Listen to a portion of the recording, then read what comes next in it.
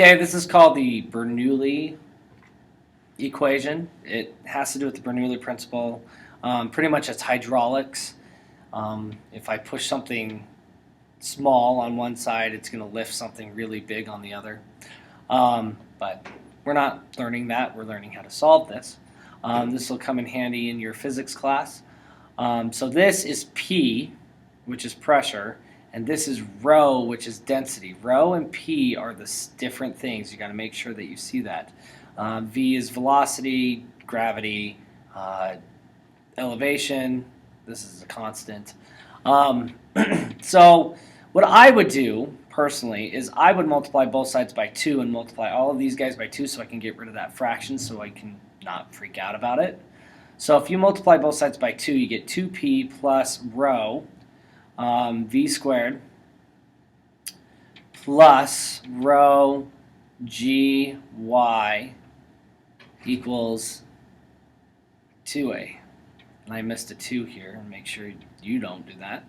Now, there's rows on these guys, and I want the rows to be separate from everything else. So I'm going to put everything else on one side and then the rows on one side. So if I subtract 2p to both sides, you end up getting rho v squared plus 2 rho gy equals 2a minus 2p. Now, if you're having a hard time on number 19, this is probably the part where you don't know what to do. If you remember your distributive property, what we can do is actually distribute this a back, put this in. But what we're going to do is what's called factoring. And when we factor, let me do this right. And when we factor, what we're doing is we're pretty much anti-distributing. So we're taking the a out. Instead of putting it in, we're going to pull it out. So that's what we're going to do with rho here. So if I pull out a rho, what we're left with is v squared plus 2 gy, and that equals 2a minus 2p.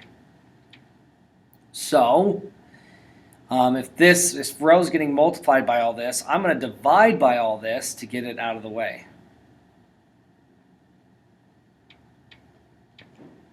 Divide both sides.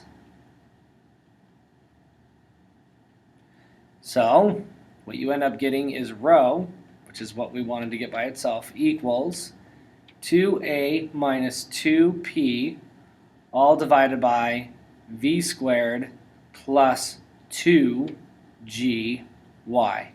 And so that's how you do it.